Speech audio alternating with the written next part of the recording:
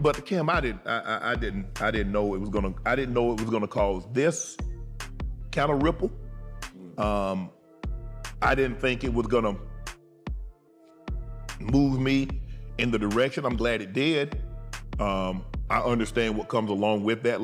But if you remember, he said it. He said this is gonna put you in another dimension. He definitely did. All of these big deviants is all catching hell in 2024. It's up for all of them. It don't matter if you Diddy or whoever you is, TG Jakes, any of them. All lies will be exposed. That's all. And anyone who takes that the wrong way, know why they take it the wrong way. Katt, and I look at my producer and he's shaking his head. I'm like, oh man, we done messed up. So I'm like, what did I say? Yeah. Did I say something? Did he? He like, this is gonna be the talk of 24. No way. I'm like, you think so?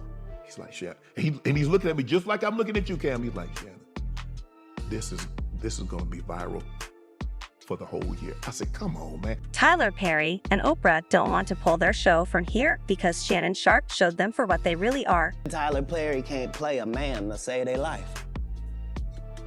They play good women, and I believe that the best actor should be in the best role. We put too much pressure on Tyler Perry. You know what I mean? He ain't put nobody on. The people that been in his productions, they not famous. All of them can walk through the mall without security. Is that for some reason people come to me and I don't look at them with judgy eyes. I have no predetermined notion or preconceived notions, and they open up to me. Right. That's what they're upset about. Because if you look at a lot of these people that's been on other podcasts. There are people who don't want Shannon's club, Shay, show to be a place where people can tell the truth. He recently said that after his famous interview with Katt Williams, he got a lot of messages from powerful people in the business who didn't want him to give Katt a chance to talk about what's really going on behind the scenes. Even stranger, he's had more explosive talks this year than this one with Katt. In fact, he asked Monique to be on the show soon after Katt, and you can guess who Monique has problems with in the business. This conversation once again broke the record. Olivia Wilde and Tyler Perry. At first, Shannon didn't want to talk about how they tried to get his show canceled, but now that he deals with them all the time, he's finally giving in and telling everything. Said, now they're gonna come for you. I said, can't come for me for what? I didn't say anything. Right. He said, they're gonna come. And they're gonna say a lot of different things. And they're gonna be some people that you thought you might be able to get that they're not gonna come now. Right. And that's absolutely has happened. I didn't know it was gonna cause this kind of ripple. I didn't think it was gonna move me in the direction. I'm glad it did. I understand what comes along with that. But if you remember. In the beginning of the year, Shannon caused a lot of trouble when he asked Katt to do a tele-interview on his show. This conversation went viral and pretty much set the tone for the rest of the year. Shannon even claimed that prior to the interview's release, his producer had warned him that it would completely blow up the internet. And boy, was that producer correct. I remember when I did Cam. I remember when I did Cam. I remember getting up and I turned back and I look at my Katt, and I look at my producer and he's shaking his head. I'm like, oh man, we done messed up. So I'm like, what did I say? Yeah. Did I say something? Did he? He like, this is gonna be the talk of 24. No way. I'm like, you think so? He's like, Shannon. And he's looking at me just like I'm looking at you, Cam. He's like, Shannon, this is gonna be viral for the whole year. I said, come on, man. I said, so I'm thinking at that point in time, Steve Harvey is my most viewed podcast. He's at 8 million. I said, you think we're gonna beat Steve? He's like, yeah. I'm hoping for 10 million. Yeah. That's all, Cam, if I get 10 million, I'm like, that's a pretty good interview. Yeah. Think about how few people that's in this space that interview people that don't get 10 million. So if I get 10 million, that's one of the biggest podcasts. Now, that's not Joe Rogan's numbers, but that's pretty good for an up-and-coming podcast. So I felt good. Man. But here's the thing I tell people, if I'd have had Katt mic'd up from the time he got out of the truck until the time he sat down, it'd have done 100 million. Oh, he was on it. This ruined when this went public. Many people started giving Shannon the side eye, including Tyler Perry and Oprah. At the time of the interview, there were reports that they were trying to get Shannon to take down the show, but he refused. In fact, if you remember, Katt himself said at the end of the interview that right after it was posted, Shannon would have a lot of people coming at him trying to threaten him into taking it down. Shannon has a relationship with some people in the industry, and they are now working extra hard to get rid of this show because they don't want him to call more people on to reveal the secrets of the industry. A lot of times, and I think I went back and I watched like 30 minutes of it, and I just like damn. Because I went back and I'm like, damn, he said that? Where was that? He was saying so much that I'm like, but Kim, I didn't know it was gonna cause this kind of ripple. I didn't think it was gonna move me in the direction. I'm glad it did. I understand what comes along with that. But if you remember, he said it. He said, this is gonna put you in another dimension. Definitely did. He said, but my mama said, boy, there's power in the tongue. yes.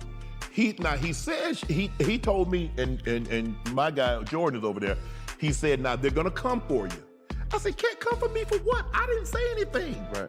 He said, they're gonna come. And they're gonna say a lot of different things. And they're gonna be some people that you thought you might be able to get, that they're not gonna come now. Right. And that's absolutely has happened. That's absolutely has happened.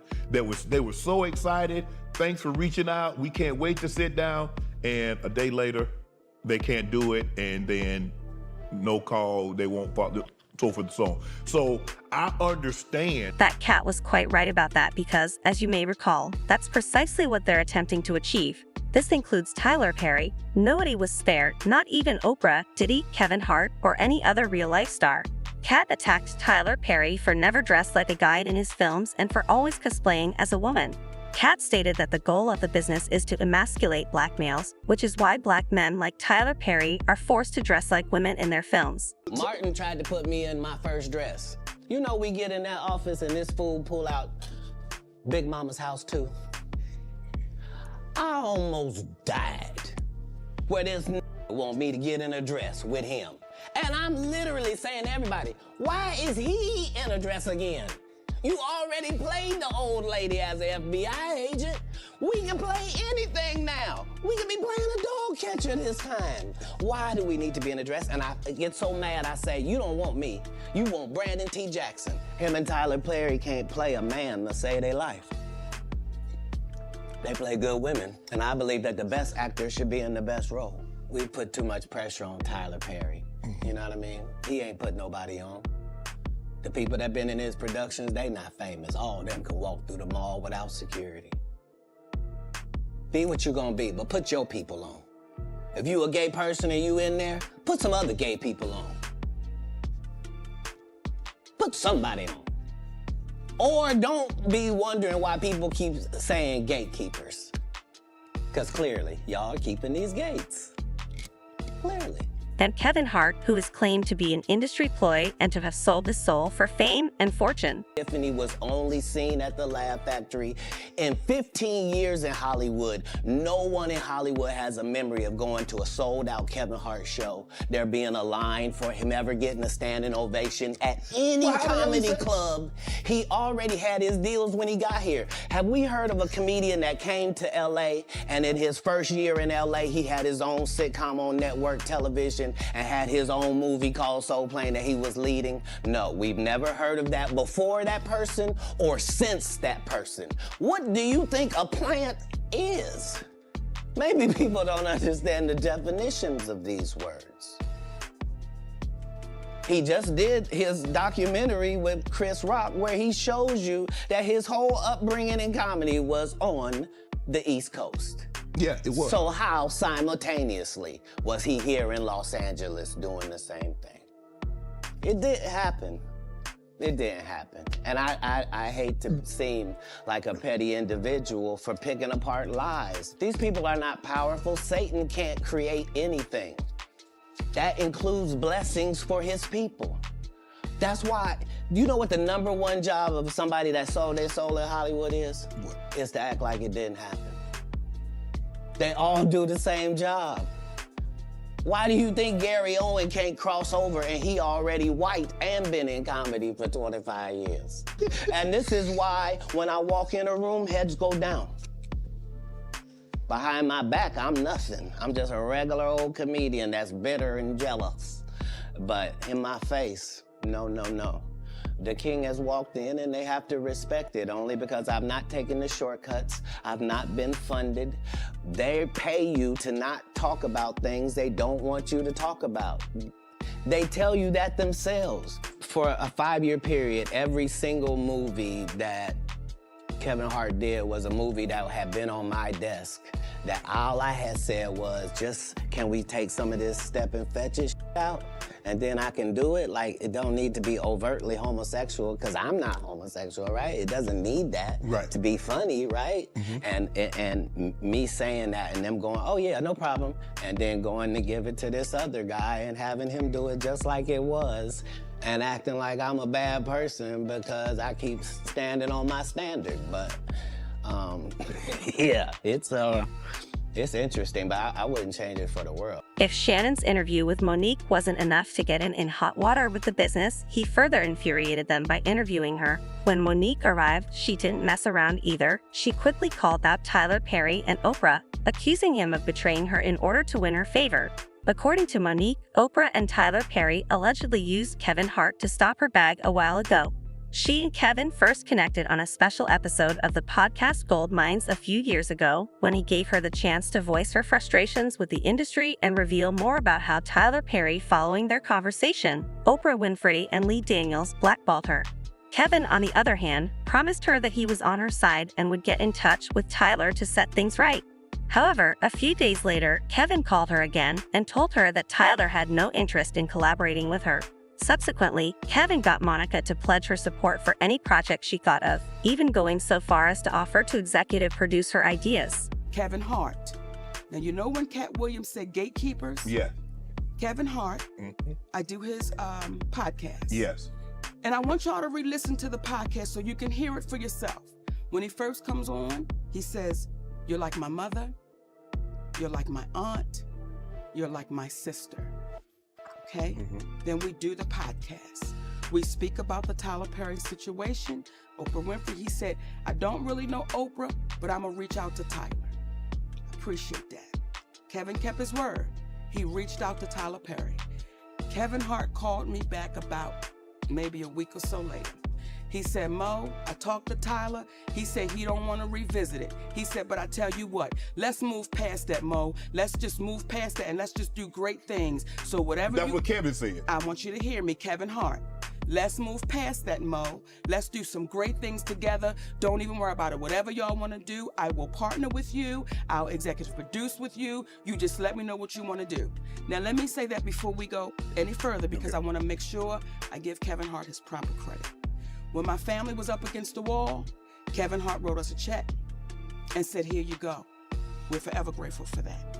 When we were able to give it back, we said, brother, we appreciate you with some interest on top, because I don't ever want nobody to think, like me and my husband. So I want to make sure I put that out there. That brother really helped us out when we needed to be helped out. Then when he came back with, I got you. I didn't ask Kevin Hart to do anything. He said, I'll executive produce, I'll partner with you. I said, good, Kevin, because we're in a deal with Endemol, and we're trying to get our talk show back. Mo, whatever it is, I got you. Now, Kevin Hart is one of the biggest entertainers right now in the world, right? And was then.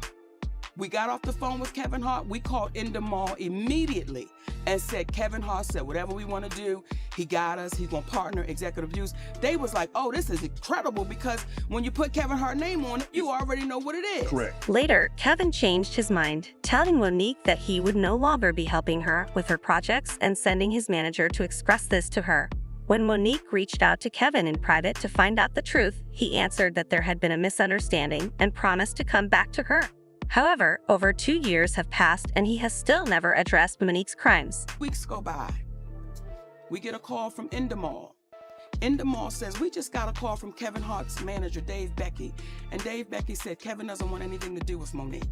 So whatever she told y'all, he doesn't want to do anything with her, nothing. You know, he doesn't want any kind of relationship with Monique. So what changed between the 2 weeks and plus he gave you a check, you gave the money back, then said he would partner with you, executive produce, whatever you need, Mo, hey, we got you. So what transpired, or what do you think transpired between then, that 2 week period? Well, soon as we got off the phone and they told us what Kevin's manager, David Becky, said, I called Kevin Hart immediately. I said, hey, baby, we just got off the phone with Endemol, and they said Dave Becky called them up and said, you don't want anything to do with me. He said, Mo, that's a miscommunication. I can tell you right now. I said, wait a minute. Are you okay, though, with this white man calling them up?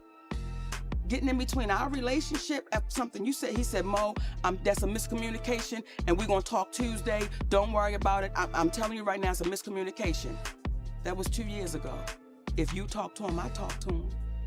I've never talked back to Kevin Hart again. So that's what we're faced with. When you allow somebody to come in between a relationship with a woman that you said, I'm like your mother. You said I'm like these things. I didn't ask you for that. As you can see, she really did a number on Tyler and Oprah with her back-to-back talks with Katt and Monique. He essentially gave them a platform to expose Tyler Perry and Oprah for who they really are, and it appears that they don't like it too much because they're now trying to get a snatch from him.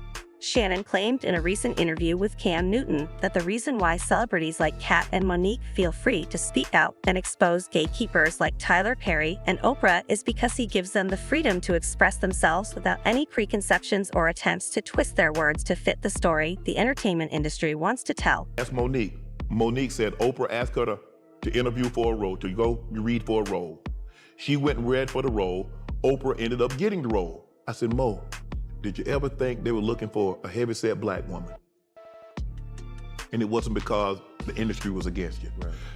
She said, my brother, I didn't think about it like that. But see, they don't mention that. Right. Because that wouldn't, I've got to try to do something to try to quell this momentum that this wave that Shannon is riding.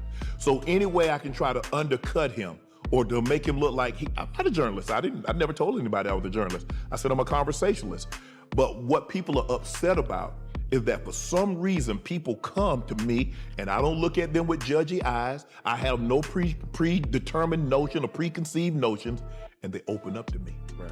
That's what they're upset about. Because if you look at a lot of these people that's been on other podcasts, they don't do the views that they do when they come on Club Shay Shay. Correct. Because that's a testament to you and the environment or the atmosphere that you give. Yeah. It's very comfortable. Mm-hmm. People want to render their story in a way where, like you say, you let them talk. Mm-hmm. But also being into this person that you've become, more equipment or artillery is being shot at you. Yeah. Shannon also revealed that he was taken aback by the amount of hate and threats he had received from higher-ups in the business because he had no idea that his interview with Katt would make them so much more hostile. To make matters worse, they are now attempting to remove Shannon from his current job. Shannon had been trying to get Katt on the show for more than a year, but all of his tries have failed. It seemed as though some in the business were purposefully keeping the interview from happening because they knew the impact it would have after it premiered. It's almost as if Katt chose you. He did. You feel me? To have that platform to say, hey, listen, because Katt he doesn't do it. Just like you don't do sit downs, you see what I'm saying? Kim, I've been trying to line Katt up for a year. I tried to line him up for a year. People don't know this, but Katt doesn't like to fly. He normally takes the bus. He takes a tour bus pretty much everywhere he goes. And so he wasn't gonna be on that side of town in LA, in California. Right hand to God. I go to my agent's office on a Friday. Mm-hmm. I'm getting off the elevator. As I'm getting off the elevator, a lady's getting on. Right. She said, hello. I said, hey, how you doing? I'm Shannon Sharpe. She tells me her name. She's like, I've never seen you here before. I said, yeah, my attorney's here, Marvin. She said, oh, I love Marvin. I love Allison, who's his daughter. She said, oh, I said, I've never seen you here. I said, I've been coming here 3-4 years. I've never seen you. She said, oh man, I'm sorry. I'm just not meeting you. She said, today is my last day. I said, what? She said, yeah, today is my last day. I said, you got a new job? She said, I'm leaving to be Katt Williams' tour manager. I say, I've been trying to get Katt for a year. That was a Friday. The next Friday, Katt sitting in that chair. Look at God. The next Friday, Katt sitting. I've been trying to line Katt up for a year. The next Friday, after meeting her, Katt sitting in the chair. He comes in. I say, anything you want to talk about? I'm here, brother. We gonna talk about it all. Oh, really? Boom. The thing was, if you go back and look at the interview, after I introduce him, we take a sip of the cognac, we laughing and talk, and we do our thing. I'm getting ready to go. He takes off. I got to make a split-second decision, Cam. Do I reel him back in, or do I let him go for 30? You got to let him go. Knowing what I know, you know what I'm going to say. That's it. I let him go. I said, is there anything that you don't want to talk about? I always ask the guests that. Sometimes they say, well, I would appreciate it if we not talk about this. Right. Cool, no problem. Because I believe you can tell your story without saying something negative. But yes, I believe a person that's been in a business, that's been doing something 10, 15, 20, 30 years are more than one salacious story. Right. That's what I believe. So if they say they want to stay away from it, but if they want to tell something, who am I to say, no, I don't do, you can't tell that. Right. People, Cam. All coming. No, they ain't. Are you kidding? Nah. Hey, I promise you. A good thing I done got all the rest of them. I done got the ones. I promise you, everybody trying to double back. You're going to be having to beat them off with a stick. You going to let him? They're coming. Much as... Youngster people had different views about this, such as this one who said they wanted Shannon's show because his guests exposed their shady behavior, but Shannon was not holding back in this interview and said everything he needed to say. His show has now become the place to go when you need to expose the giants in the industry, and they won't stop coming for him until they've successfully gotten it canceled. The fact that Katt even warned him about it just makes you know the hell he's got to be going through right now simply for doing the right thing. I want to know what you think about Tyler Perry and Oprah trying to stop Shannon's show. Do you think Shannon should keep doing these truth-telling talks or back down? Let me know in the comment part below. Also, don't forget to click here to watch this other very messy video. Another person said they're trying to cancel it because the dude talks facts and they know they're full of crap and deserve everything they get at this point because what in the world?